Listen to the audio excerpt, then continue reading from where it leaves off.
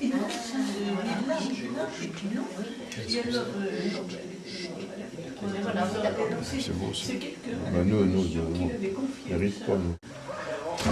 Bonjour, Jean-Robert Courteau, je suis originaire de Chalon-sur-Saône, j'ai 43 ans et donc j'ai été prêtre à Chauffailles et puis 8 ans à Bourbon-Lancy et puis 2 ans donc je suis à Monceau-les-Mines où donc depuis le 15 août l'évêque, le père Benoît Rivière, m'a nommé vicaire épiscopal donc pour Monceau, Le Creusot, Autun. Merci. Je vous en prie. Dieu nous accueille dans sa maison. Acclamez Dieu au vrai. Nous continuons par cette parole de Charles Singer. Important.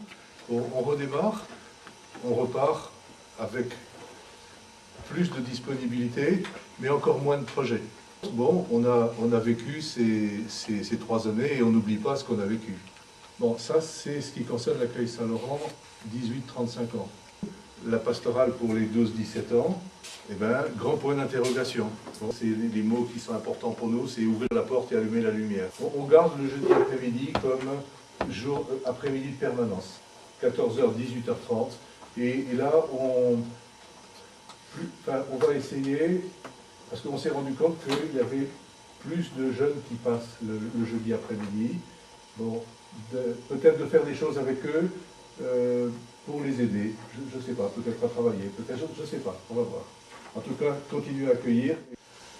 Il peut y avoir des jeunes qui peuvent se dire pourquoi entrer dans une organisation alors que Madrid est à côté, on prend l'avion, on fait la teuf là-bas, on revient.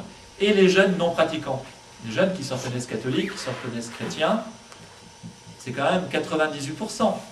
Là, d'ici Noël, il faut qu'on pense aux jeunes qu'on voit très peu. Les jeunes catholiques, ils connaissent les JMJ, ils savent ce que c'est que les JMJ, les Journées mondiales de la jeunesse, mais les autres, il y en a un certain nombre qui ne savent pas ce que c'est. Et il faut peut-être viser ces gens-là, informer par tous les moyens. Pour l'instant, on part sur le fait qu'il y a peut-être des gens qui ne connaissent pas, même certainement. Et que c'est ce public-là qu'il faut essayer de toucher maintenant. Alors on va commencer d'inscrire un peu, parce qu'il y a des jeunes qui se sont proposés, qui en parlent, qui invitent, qui disent. Donc, On souffle 5 minutes et ensuite on parle parcours biblique, communication, carême communication, un mot sur les formations.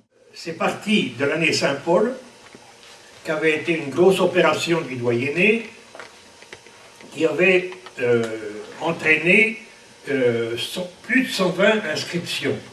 Au départ, un parcours sur l'apôtre Saint-Pierre, en tenant compte que l'enracinement de notre Église, elle veut tenir compte à la fois de Paul et de Pierre.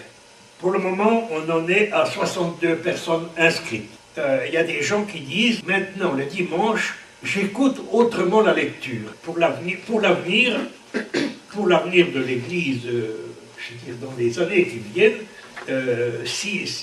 l'espoir, c'est qu'il y a un certain nombre de laïcs qui sont un peu plus familiarisés avec la parole de Dieu. Dernière chose, les gens de l'équipe de formation, ils ont bénéficié des réunions bibliques avec Louis Boudol pendant des années. C'est grâce à ça, c'est grâce à ce qui a été fait avant qu'on peut faire ce qu'on fait.